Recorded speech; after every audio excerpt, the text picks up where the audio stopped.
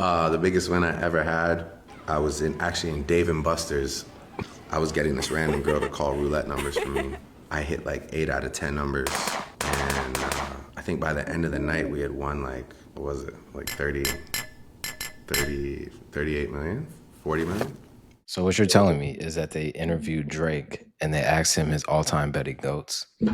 Yeah, so really they just asked him his like overall GOAT, and his first answer was Michael Jordan. Real life gambling GOAT, to me, controversial take, but probably Michael Jordan, to be honest. That guy's like, he'll gamble on anything. And I think that's funny. He said that guy would bet on anything. And I definitely think that reigns true from what we've heard about Michael Jordan and his, gambling debts and things like that. Do you believe the whole retirement story, like the theory?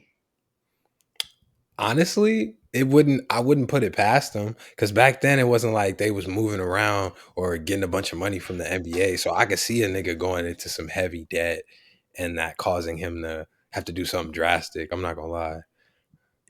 I feel like there would have to be more proof. Like for Michael Jordan to retire because of his gambling addiction, that would be the biggest conspiracy in sports history, no? No, it would be. I mean, there might be some other close ones, but I think that one is like up there All for right. sure. Last sports question is, what's a bigger sports conspiracy? That or LeBron James taking steroids and performance enhancing drugs his entire career? Because that's his, if he has a thing during his career, that's the thing. If both, let's say both were true, for argument's sake, which one is worse? Probably Bron doing the steroids. That's not even a conspiracy, in my opinion. There is no 40-year-old who is jumping, dunking, throwing passes, and moving around in the way LeBron is, bro. There is even Kevin Durant. He still looks good, but he don't look as like explosive or as just there as Bron does. He's definitely, without a doubt, taking either steroids or performance enhancers. There's even stories of when he went to Miami and he would take like games off. Wait, Antonio Hughes from Aurora, Illinois, that goes to FAMU. Yes, I'm doxing you. You're saying on this, you're saying right now that LeBron James is on performance enhancing drugs. You're willing to stand on that?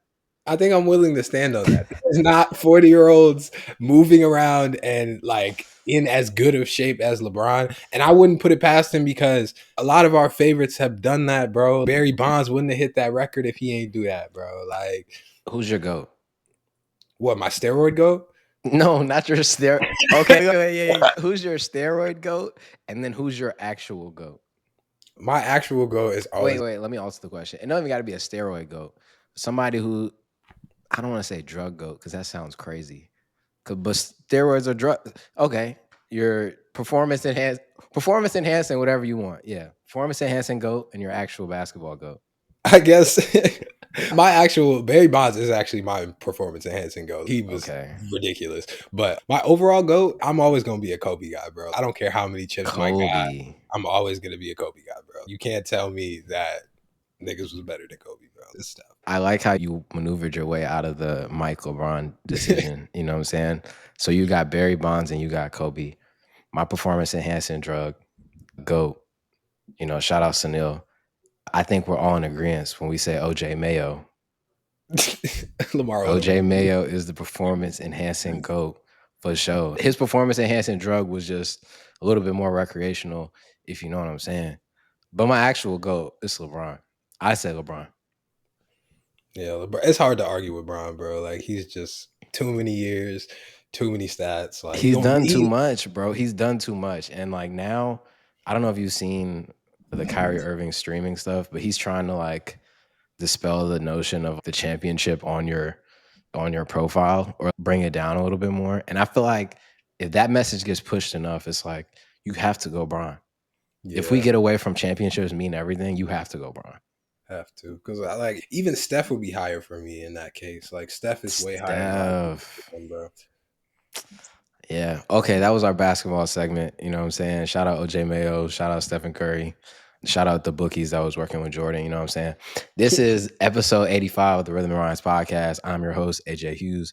I'm here with my co-host, Antonio Hughes. And I want to get right into this Biggie sale. You know what I'm saying? I saw some tweets online talking about that his catalog had gone up for sale, but it recently just came out. Shout out to Music Business Worldwide, pardon me, with the article. But basically, Primary Wave has finalized a deal to acquire a significant stake in Notorious B.I.G.'s estate, including his recordings, publishing catalog, and name, image, and likeness. Right now, they've acquired 50%, valuing the estate at about valuing the estate at over $200 million. That could, which I feel like, I don't know, we haven't got final numbers, but that could be 210 million. That could be 300 million. You know what I'm saying? Oh, I like how you added this in. The estate approval. The deal was approved by Biggie Small's mother, Boletta Wallace, shortly before her passing. We'll get back to that. And then this is the part I don't like about it. Primary Wave plans to work with the estate on projects to enhance Biggie Small's legacy, including a Broadway show or immersive experiences using his music and virtual avatar. Estate representatives, Biggie Small's estate is represented by Mark Pitts and Wayne Barrow. I don't know too much about Wayne Barrow. I do know Mark Pitts was a dude who discovered J. Cole, who worked with J. Cole. He was his A&R early on. So, shout out to that dude. And then Primary Wave also has the musical rights to Bob Marley, Whitney Houston, and Stevie Nicks, whoever that is. You know what I'm saying? Initial thoughts, and then we'll get into this shortly before her passing. Damn, I just stuttered like a motherfucker. But initial thoughts. I think that specifically, I was kind of tripped up by the whole enhance Biggie Smalls legacy. I feel like a lot of people, when they end up getting people's catalogs or they're using their likeness post death, they don't enhance it at all. Like, they don't really do much to make it better.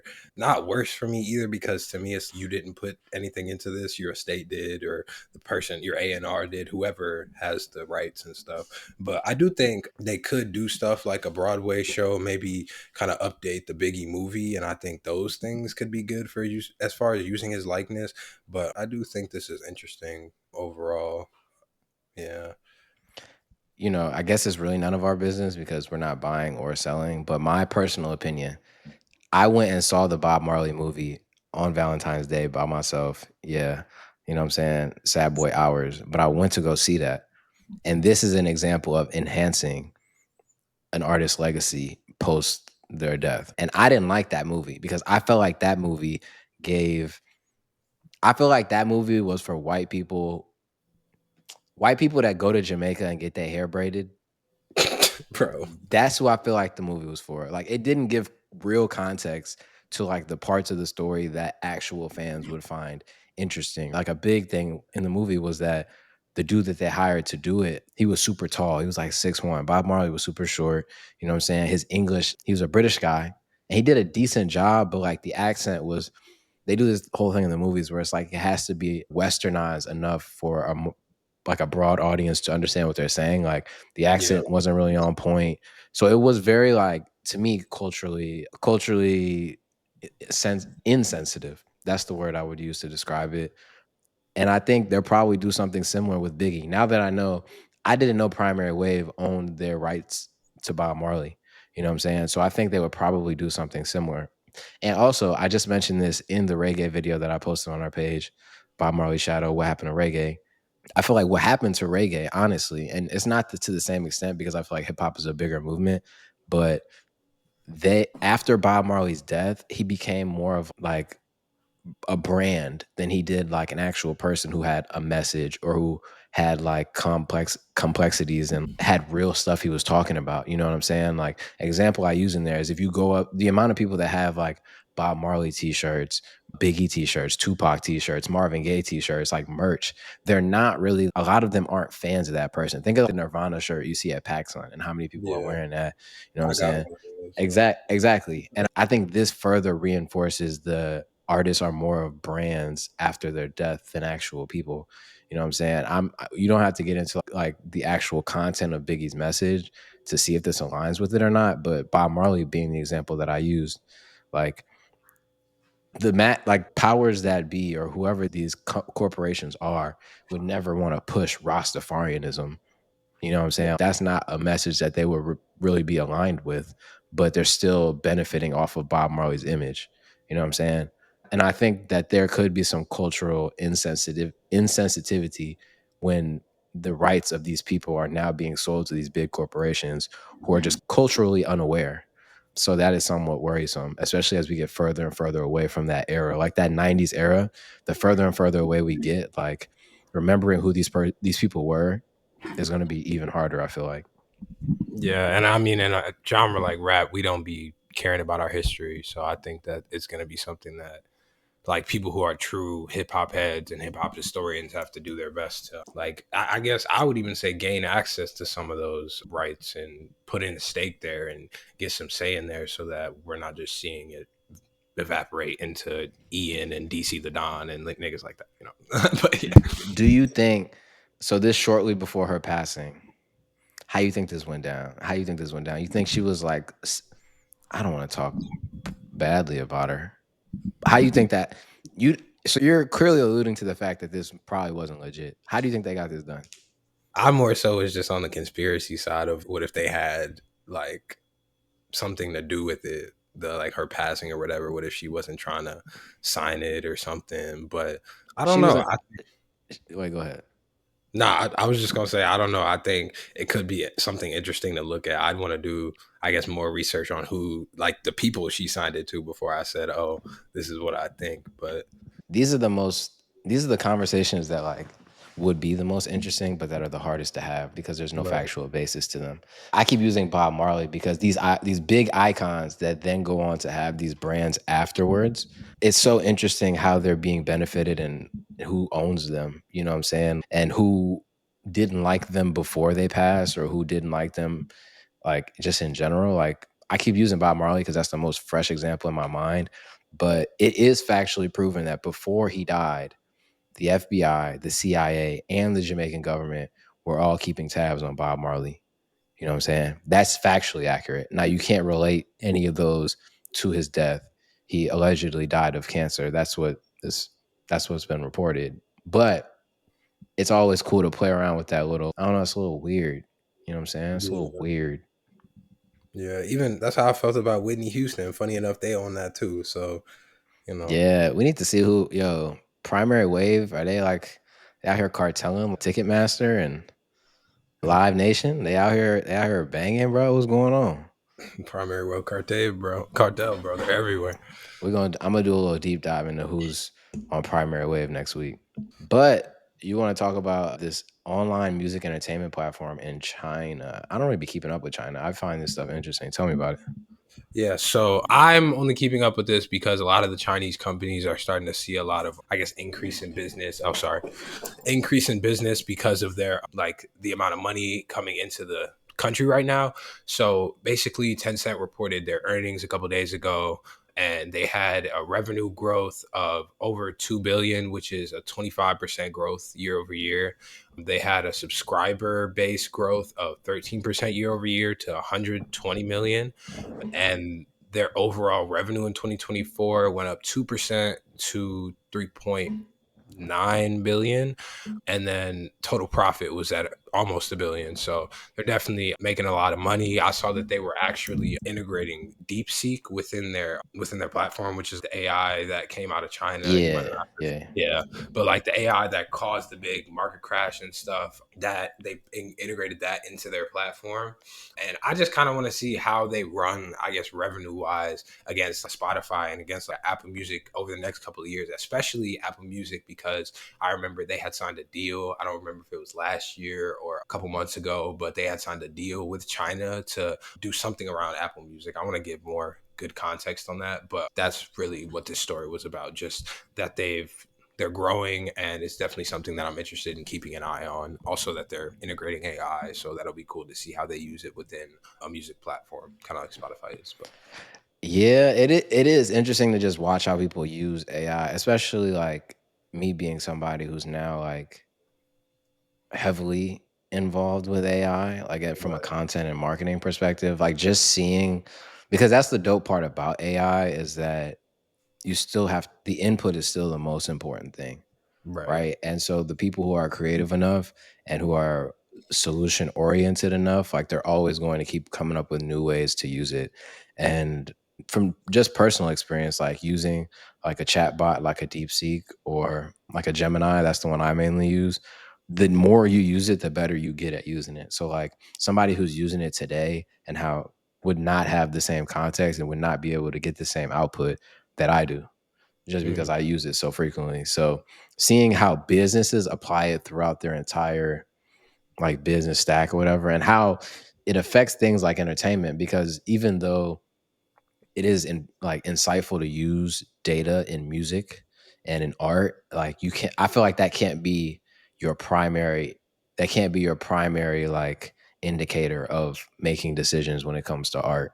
You know what I'm saying? I don't think that's sustainable in the creative realm. Like I think it's applicable, but if this is, I'm making decisions solely off of this, I don't think it works. So I still think there is like a lot of changes coming in music and entertainment that might not be so great because of this AI thing.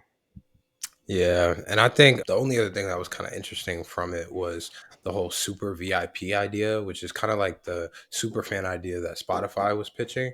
Mhm. So that I'm definitely just interested to keep watching. I hadn't really heard much about this, so I kind of wanted to talk about it here because we like talking about global music. So Yeah, and also like the interesting part about China is like I feel like a lot of like companies, because China is so stay in house, like they have their own version of TikTok. They have their own version of all of these things that we use. It is interesting to see how things take off. You know what I'm saying? Like what trends over there as opposed to like maybe the rest of the West where like somebody in the UK might be using the same as somebody in America. Like it's not like that over there. So definitely keep an eye on this for sure. Also look into that other DeepSeek stuff that you were mentioning okay, in the next yeah. couple of weeks. Other than that, bro, like the only thing I really wanted to talk about, this single by Unknown T, I wanted to just get into like, bro, Unknown T is that dude. M1 on the beat. M1 on the beat produced this. One of my favorite producers. Janet Jackson sample. I just think this is one of my favorite UK drill songs I haven't heard in a while. You know what I'm saying? I'm ready for a new Unknown T album. And it got me to thinking about my best favorite UK artists because I feel like they start changing a bit. But then, like, when I think about my overall list, there's people that don't drop as much that I'm just like, they'll never move for me. So I did want to give you like a top. I got a top 6. I don't got a top 5. So I'm gonna give you that real quick and then tell me what you think. I think if I was to give it an order, 6 would be Unknown T, 5 would be Nux, 4 would be Central C, 3 would be Stormzy, 2 would be J Hus, and then 1 would be Dave. And then I got honorable mentions, but that would be my top 6 right now. I feel like whenever those people drop, I have to listen. Okay. I think I would probably put Central C at 5, and then it would be really hard for me to say where J Hus and Nux would sit because I feel like they're pretty even as far as like actual bars, content you hear from them. But I feel like that's where I would go because I don't feel like Central C is a good rapper, but compared to some of these people in the top 5, top 6, I think some of these people could rap circles around him some days. Like I Yeah, think Nux could rap circles around him some days. I think J Hus could rap circles around him some days. But I would yeah, agree. I would yeah, agree with that. And I think Nux has the highest on the list. Nux has, I wouldn't even say that. I would say Dave still has the highest upside to me. Dave has done one American collaboration ever. You know what I'm saying? I don't think he's really reached critical mass. So I think Dave has the most potential. But after him, I feel like Nux is early. Nux only has one album out.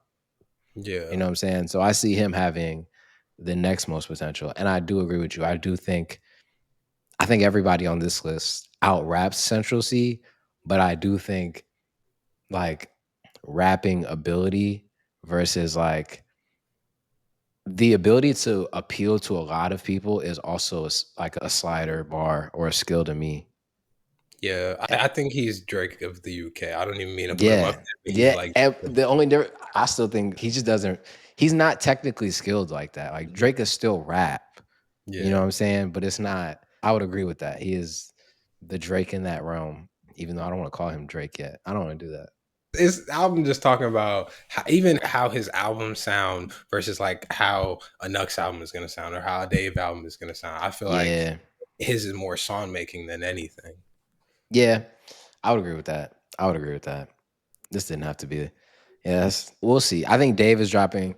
My prediction for drops this year. I think Dave is dropping this year. I think Unknown T is dropping this year. I think Nux is dropping this year. I don't think J Hus is dropping this year. I don't think Central. I mean, Central C did drop this year. He dropped in January, and I think Stormzy could drop. I think Stormzy could drop, but I don't know. I think Dave is definitely dropping though. I'm definitely hoping for Nux. I think that's top of my list is Nux. I need a Nux album. Oh, that's what it is. AJ Tracy comes out this weekend. Okay. That's what I meant to put on here. AJ Tracy comes out this weekend. Very quickly, my honorable mentions of artists like, if I'm in a good mood, I'll check for him. Meeks, AJ Tracy, Blanco, Heady One, Little Sims, and Stephon Don. That's my short list of honorable mentions. I definitely think Lil Sims and Meeks could fight their way up there, like for sure. I think, yo, I don't know. Meeks is slowly but surely becoming a fan favorite for me. Yeah, for real. Other than that, the Russ album is coming out soon. Lil Durk's album is coming out soon. Do you care about either of those?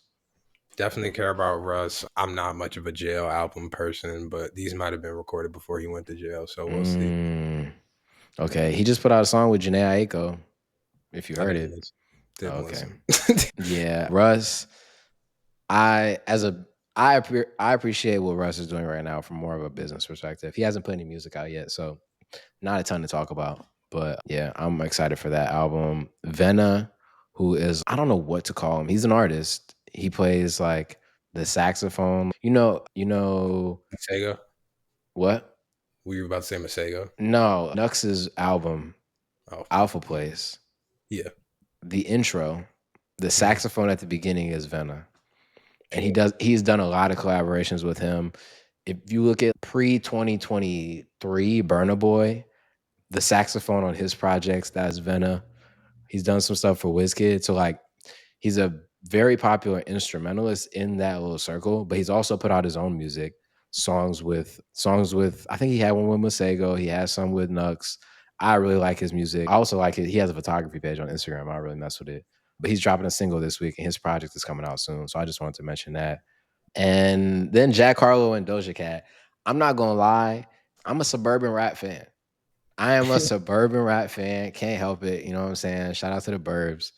I'm a Jack Harlow fan. I can't help it. And this single, from what I've heard of it, is in line with the last two, and I like the direction the project is going. I'll say that. Yeah, I think the project's gonna be, like you said, more upbeat from the singles we got, except that one, which that one was probably my favorite out of all the ones that came out. I wish I knew the name. I hate that I I'll don't pull know. it up right now. You got Yeah, Set but You Free. You got Tranquility. You talking about Tranquility? yeah, I'm talking about Tranquility. Yeah, I think, and this is what I learned about from DJing BPM. Like the BPM speaks to like the drums and the hi hats as yeah, opposed to because he is rapping slower on Tranquility, but I think the BPM is still a little bit higher. So if he's in that pocket though, I feel like a lot of people would be satisfied because you get like a balance. But I think I'm hyped for the project. I yeah. guess. Me too. It'll probably sound. I'm not gonna go into it with expectations, but yeah. All right. What do you want to put the people on with this week? You know what I'm saying? What do you want to show the people? Okay, I listened to the. We're gonna get into the Saba No ID project next week. Yes, sir. Need a deeper dive on that one. 30-second Chop though is the first song by Saba No ID Joseph Chilliams. I don't know, whatever. That's hard though, right? Yeah. Chilliams. Okay, but yeah, that one 30-sec Chop, and then Delusion by Destin Conrad is a good R&B song that I heard that just came out too. So Okay. Okay. Real quick for me, I got Reminder by Russ. okay. Came on shuffle the other day, and I was like, dang, I forgot. I definitely forgot. And then I would say Walk In Wardrobe by Central C. I love a good beat flip. I love a good beat flip. And that's probably, I would say that's my favorite song on the project right now, on the Central C project. I still like that song with Dave. That one gets so much play in my car. It's nice. It's good. It's good. All right, y'all. There's a lot of content coming out. You know what I'm saying? So just watch it. Go watch What Happened to Reggae, because I know you don't know.